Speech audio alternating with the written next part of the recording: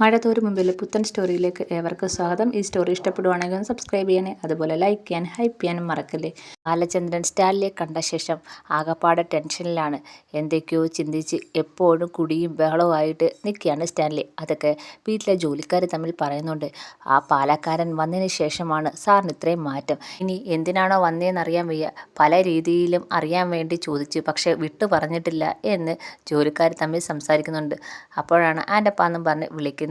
എന്തിനാവോ ഇനി സാറ് വിളിക്കുന്നതെന്ന് പറഞ്ഞാൽ ആൻ്റെ അപ്പോൾ ഓടി ചെല്ലിയാണ്. ഈ സമയത്ത് സ്റ്റാൻലി ആണെങ്കിൽ മേശയൊക്കെ തുറന്ന് നോക്കി ഒരു പഴയ ആൽബം എടുക്കുകയാണ്. ആൽബം എടുത്ത് ചെറിയൊരു സന്തോഷത്തോടെ അവിടെ വന്നിരുന്ന് അതൊക്കെ ഫോട്ടോസ് നോക്കുവാണ്. ഫോട്ടോ ഒക്കെ നോക്കുമ്പോൾ ഒരു സന്തോഷമൊക്കെ തോന്നുന്നുണ്ട്. പഴയ ഓർമ്മകൾ, പഴയ നല്ല ഓർമ്മകൾ വായിച്ചായിട്ടുള്ള സ്റ്റാൻലി ഓർക്കുവാണ്. അതിനുശേഷം പെട്ടെന്ന് ആൽബം അവിടെ ടേബിളിൻ്റെ മുകളിൽ വെച്ചിട്ട് എന്തോ ഒരു ആലോചിച്ച് ചിന്തിച്ച പോലെ ഔദക്കുട്ടിയെ വിളിക്കുന്നുണ്ട്. അപ്പനിപ്പോൾ എവിടെയാണെന്ന് ചോദിക്കുന്നുണ്ട്. അലക്സിൻ്റെ വീട്ടിൽ ചെറിയൊരു കുപ്പി കിട്ടിയിട്ടുണ്ട്. അങ്ങനെ അലക്സിൻ്റെ കൂട്ടുകാരൻ കൊണ്ടുകൊടുത്തതാണ്. അങ്ങനെ ഞാൻ വന്നതാണ്. അപ്പം അപ്പൻ രാവിലെ തന്നെ ഫിറ്റാണോ എന്ന് ചോദിക്കുകയാണ്. ഏയ് അത് ഇന്നലെ തന്നെ തീർന്ന്, എന്താടാ കാര്യം എന്ന് ഔദക്കുട്ടി ചോദിക്കുന്നുണ്ട്. അപ്പനെ ഇങ്ങോട്ടൊന്ന് വരാവോ, അത്യാവശ്യമാണോടാ എന്ന് ചോദിക്കുന്നുണ്ട്. അതെ, എത്രയും പെട്ടെന്ന് തന്നെ അപ്പൻ ഇവിടെ വരണം. ഞാൻ മാത്രം വന്നാൽ മതിയോ, അലക്സിനെയും റോബിച്ചിനെയൊക്കെ വിളിക്കണോ? ഏയ് വേണ്ട, ആരും വേണ്ട, അപ്പം മാത്രം വന്നാൽ മതി എന്ന് പറയാണ്. എന്നെങ്കിൽ ദാ ഉടനെ ഞാൻ എത്താം, 1 മണിക്കൂർ മതിയല്ലോ അപ്പൻ ഇവിടെ വരാൻ, തന്നെ ഡ്രൈവ് ചെയ്ത് വരുത്തില്ലേ എന്ന് സ്റ്റാൻലി ചോദിക്കുന്നുണ്ട്. പിന്നെ താണ്ടെ ഇപ്പോൾ ഉടനെ തന്നെ ഞാൻ വരികയാണ്, ഇതാ ഇറങ്ങി എന്നും പറഞ്ഞിട്ട് ഔദക്കുട്ടി ഫോൺ വെക്കുകയാണ്. അങ്ങനെ സ്റ്റാൻലി എന്തൊക്കെയോ ചിന്തിച്ച് കൂട്ടുന്നുണ്ട്. അതിനുശേഷം ആൻ്റപ്പം വരുന്നുണ്ട്. ആൻ്റപ്പം വരുമ്പോൾ എന്താ സാറേ എന്തിനാണ് വിളിച്ചത് ചോദിക്കുകയാണ്. അല്ല, കുറേ നേരമായല്ലോ ഞാൻ വിളിച്ചത്, താൻ എവിടെ പോയിരുന്നെന്ന് ചോദിക്കുകയാണ്. അല്ല, ഞാൻ താഴെ പട്ടികളെയൊക്കെ നോക്കിക്കൊണ്ട് നിൽക്കുകയാണ്, അപ്പനിപ്പം ഉടനെ എത്തും, അപ്പം അപ്പന് വേണ്ടുന്ന കാര്യങ്ങളൊക്കെ ചെയ്തേക്കണം എന്ന് സ്റ്റാൻലി ആണെങ്കിൽ ഓർമ്മിപ്പിക്കുന്നുണ്ട്. അതിനുശേഷം കുറേ കുപ്പിയൊക്കെ എടുത്തുകൊണ്ട് പോയി വീണ്ടും കള്ളുകൂടിയൊക്കെ തുടങ്ങിയാണ്. കുറേ നേരം ശേഷം ഔദക്കുട്ടി വരുന്നുണ്ട്. അപ്പം ഔദക്കുട്ടി നേരെ സ്റ്റാൻലി അടുത്ത് വരുന്നുണ്ട്. എന്താടാ കാര്യം, നീ എത്രയും പെട്ടെന്ന് തന്നെ വരാൻ, എന്തെങ്കിലും പ്രശ്നമുണ്ടോ എന്ന് ചോദിക്കുന്നുണ്ട്. ഏയ് ഒന്നുമില്ല അപ്പാ, ഒരു കാര്യം അപ്പനോട് ചോദിക്കാനുണ്ട്, അപ്പനോട്ട് ആലോചിച്ച് ചെയ്യേണ്ട കാര്യമാണ്, അത് ഇനി അങ്ങോട്ട് മാറ്റി വെക്കാൻ പറ്റത്തില്ല, എത്രയും പെട്ടെന്ന് അതിനൊരു തീരുമാനമെടുക്കണം, അതിന് വേണ്ടി അപ്പനെ വിളിച്ചു വരുത്തിയെന്ന് പറയുകയാണ്. അതാണോ കാര്യം? ഞാൻ വിചാരിച്ച് നീ ഇവിടെ എന്തെങ്കിലും പ്രശ്നം ഉണ്ടാക്കി അതിന് ഇനി അലക്സിനെ റോയിജിനെ കൂട്ടിക്കൊണ്ട് വരണോ എന്നൊക്കെ ഞാൻ ചിന്തിച്ച്. കുഴപ്പമില്ല, എന്താ നിൻ്റെ പ്രശ്നം എന്നോട് പറയാണ് ഔദക്കുട്ടി.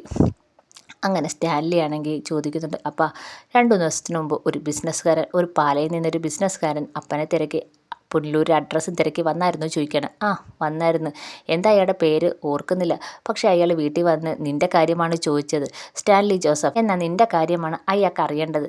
അപ്പം ഞാൻ കുളത്തുപുഴയിലെ അഡ്രസ്സ് കൊടുത്തായിരുന്നു, ലൊക്കേഷൻ ഇട്ട് ചോദിച്ചാൽ കൊടുത്തെന്നാണ് തോന്നുന്നത്. അങ്ങനെ അയാൾ ഇവിടെ വന്നു എന്ന് ചോദിക്കുകയാണ്. അയാൾ ഇവിടെ വന്ന് എന്തിനാന്ന് നമ്മുടെ ഔദക്കുട്ടി ചോദിക്കുകയാണ്. അതൊക്കെ പറയാപ്പാ, അത് പറയാനാണ് ഞാൻ അപ്പനെ വിളിച്ചു വരുത്തിയെന്ന് ചോദിക്കുകയാണ്. അയാളെ കണ്ടപ്പം എനിക്ക് അത്ര അങ്ങോട്ട് പന്തി പോലെ തോന്നിയില്ല. ആദ്യമൊക്കെ അയാളോട് സംസാരിച്ചപ്പോഴാണ് മനസ്സിലായത് നിന്നെ നേരിട്ട് അറിയത്തില്ല, അയാൾ എന്തോ കാര്യത്തിനാണ് വന്നേന്ന്, നിന്നെ പരിചയപ്പെടണം, നിന്നോട് എന്തൊക്കെയോ സംസാരിക്കാനുണ്ടെന്നാണ് എന്നോട് പറഞ്ഞത്, എന്താണ് കാര്യം, എന്തെങ്കിലും പ്രശ്നമാണോ എന്ന് ചോദിക്കുന്നുണ്ട്. അപ്പം സ്റ്റാൻലി പറയാണ്, അത് ഒരു പഴയ കഥ എന്നെ ഓർമ്മിപ്പിക്കാൻ വന്നതെന്ന് പറയാണ്. പഴയ കഥയോ? പഴയ ഏത് കഥയാണ് നിന്നെ ഓർമ്മിപ്പിക്കാൻ അയാൾ പാലയിൽ നിന്ന് ഇവിടം വരെ വന്നത്? നിങ്ങൾ തമ്മിൽ പരിചയം വല്ലതും ഉണ്ടോ എന്ന് ചോദിക്കുകയാണ്. ഞങ്ങൾ തമ്മിൽ ഒരു പരിചയമില്ല, ഇപ്പം ഞങ്ങൾ പരിചയപ്പെട്ടപ്പോൾ ഞങ്ങൾ ഒരിക്കലും പരിചയപ്പെടേണ്ടാത്തവരാണെന്ന് തോന്നിപ്പോയി എന്ന് സ്റ്റാൻലി പറയുകയാണ്. നീ എന്തൊക്കെയാടാ ഈ പറയുന്നത്? അപ്പനറിയാലോ, എനിക്ക് പണ്ട് ആഗ്രയിൽ ജോലി ചെയ്യുന്നപ്പം ഒരു പെൺകുട്ടിയായിട്ട് അടുപ്പമുണ്ടെന്നും അവിടെ ജോലി ചെയ്തുകൊണ്ടിരുന്ന ആ പെൺകുട്ടിയോട് ഞാൻ കൂടുതൽ അടുക്കുകയും അതിനുശേഷം അമ്മച്ചിക്ക് സുഖമില്ലാത്തത് കൊണ്ട് ഞാൻ നാട്ടിലേക്ക് പോയിരുന്നതും അതിനുശേഷം അമ്മച്ചിയുടെ മരണമൊക്കെ സംഭവിക്കുകയും തിരിച്ചു ചെന്നപ്പം അവരുടെ വീട്ടുകാർ അവളെ അവിടുന്ന് തന്നെ കൊണ്ടുപോയ കാര്യങ്ങളൊക്കെ ഞാൻ അപ്പച്ചനോട് പറഞ്ഞിട്ടുണ്ടായിരുന്നല്ലോ എന്ന് ചോദിക്കുന്നുണ്ട് സ്റ്റാൻലി. അതെ, നീ എന്നോട് പറഞ്ഞിട്ടുണ്ട്, തിരിച്ചു ചെന്നപ്പോഴത്തേക്ക് അവളെയും കൊണ്ട് അവിടെ വീട്ടുകാർ പോയല്ലോ, അത് നീ എന്നോട് പറഞ്ഞാണല്ലോ, പിന്നെ പല വട്ടവും അവരെ വീട്ടിൽ നീ തിരക്കിപ്പോയിട്ടും ആ പെൺകുട്ടിയെ കാണാൻ പറ്റിയില്ലല്ലോ, അതൊക്കെ നീ ഇപ്പോഴെന്തിനാ പറയുന്നതെന്ന് ചോദിക്കുകയാണ്. അപ്പം സ്റ്റാൻലി കുറച്ച് വിഷമത്തോടെ പറയുകയാണ്, അന്ന് ഞാൻ സ്നേഹിച്ച ആ പെൺകുട്ടിയുണ്ടല്ലോ, ആ പെൺകുട്ടിയുടെ ഭർത്താവാണ് അന്ന് അപ്പനെ കാണാൻ വന്ന ബാലചന്ദ്രൻ മേനോൻ. ഇത് കേൾക്കുമ്പോഴത്തേക്ക് അവരെ കുട്ടിയൊന്ന് ഞെട്ടുന്നുണ്ട്. അയാൾ എന്തിനാ ഇപ്പം നിന്നെ കാണാൻ വന്നേ, അതിൻ്റെ കാര്യം എന്താ എന്ന് ചോദിക്കുന്നുണ്ട്. അയാൾക്ക് നീയും തമ്മിൽ എന്താ ബന്ധമുള്ളത് എന്നൊക്കെ ചോദിക്കുന്നുണ്ട് ഔദക്കുട്ടി. ഇത് കേൾക്കുമ്പോൾ സ്റ്റാൻലി പറയാണ്, അയാൾ വന്നത് വൈജയും എന്നെയും തമ്മിലുള്ള ബന്ധം അറിഞ്ഞത് കൊണ്ടൊന്നുമല്ല, അത് ചോദ്യം ചെയ്യാനുമല്ല അയാൾ വന്നത്. അയാൾ ഒരു മാന്യനായ മനുഷ്യനാണെന്ന് എനിക്ക് തോന്നിയത്. അയാൾ ഇപ്പോൾ എന്നെ കാണാൻ വന്നത് മറ്റൊരു കാര്യം പറയാനാ. എന്താണെന്ന് അവതക്കുട്ടി ചോദിക്കുകയാണ്. അന്ന് ഞാനും വൈജയും തമ്മിൽ ആഗ്രയിൽ താമസിച്ച സമയത്ത് ഞങ്ങൾ അവിടെ ഒരുമിച്ചാണ് താമസിച്ചത്. അന്നത്തെ ആ പ്രായത്തിൻ്റെ തിളപ്പിൽ മറ്റൊന്നും ചിന്തിച്ചില്ല. കുറേ നാളിന് ശേഷം അവൾ ഗർഭിണിയായി 8 മാസം ആയപ്പോഴാണ് അമ്മച്ചിക്ക് സുഖമില്ലെന്ന് അറിഞ്ഞതും ഞാൻ ഇവിടെ വന്ന്. പിന്നെ അമ്മച്ചിയുടെ മരണവും മറ്റുമായി അവൾ ഒറ്റയ്ക്കായിരുന്നു അവിടെ. ഞാൻ ഇവിടെയായിപ്പോയി. ആ സമയത്താണ് അവളുടെ വീട്ടുകാർ കൊണ്ടുപോയത്. ഇതൊക്കെ കേൾക്കുമ്പോൾ അവതക്കുട്ടിയൊന്ന് ഞെട്ടുന്നുണ്ട്. അപ്പം ആ കാര്യം നീ എന്തിനാ ഇപ്പം എന്നോട് പറയുന്നത് അവതക്കുട്ടി ചോദിക്കുന്നുണ്ട്. അന്ന് ആഗ്രയിൽ നിന്ന് വൈജ പോകുമ്പം വൈജ 8 മാസം ഗർഭിണിയായിരുന്നു. ആ കുഞ്ഞിനെ വൈജ പ്രസവിച്ച്. അപ്പം അത് കേൾക്കുമ്പോഴത്തേക്ക് അവതക്കുട്ടി അത് ഞെട്ടുന്നുണ്ട്. അപ്പം ആ കുഞ്ഞ് ഇപ്പോൾ വളർന്ന് വലുതായി വലിയൊരു പെൺകുട്ടിയായി. അവൾ ഇത്രയും നാൾ ആരുമില്ലാത്ത പോലെ അനാഥാലയത്തിൽ കഴിഞ്ഞതാണ്. ഇപ്പം ആ പെൺകുട്ടിയെ കണ്ടെത്തിയിട്ടുണ്ട്. ഇത് കേൾക്കുമ്പോൾ അവതക്കുട്ടി അത് ഞെട്ടുന്നുണ്ട്. അപ്പം ആര് കണ്ടെത്തി? നീ കണ്ടെത്തിയെന്ന് ചോദിക്കുവാണ്. ഇല്ല, ബാലചന്ദ്രൻ വൈജയുടെ ഭർത്താവ് അയാളാണ് കണ്ടെത്തിയിരിക്കുന്നത്. അയാളുടെ വീട്ടിൽ ജോലിക്കാരിയായിട്ടാണ് എൻ്റെ മോള് വന്നത് എന്ന് പറയാണ്. ഇത് കേൾക്കുമ്പോൾ അവതക്കുട്ടിയൊന്നും ഞെട്ടുന്നുണ്ട്. അപ്പം അയാൾ ഇപ്പം വന്നത് നിന്നോട്ട് പ്രശ്നം ഉണ്ടാക്കാനാണോ എന്ന് ചോദിക്കുന്നുണ്ട്. ഒരിക്കലുമല്ല. അയാളിപ്പം വന്നത് എനിക്ക് എൻ്റെ മോളെ ഏറ്റെടുക്കാൻ പറ്റുമോ ഇല്ലയോ എന്നറിയാനാ.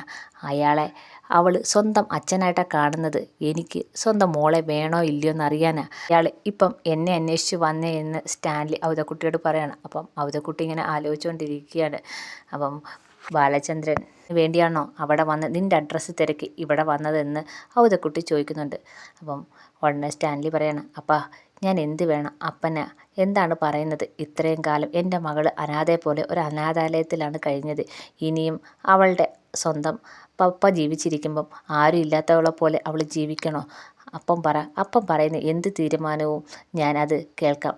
അപ്പോൾ അവതക്കുട്ടി പറയാണ്, നിനക്ക് പണ്ടത്തെ പോലെയല്ല. ഇപ്പം നിനക്ക് കുടുംബമുണ്ട്, കുട്ടികളുണ്ട്.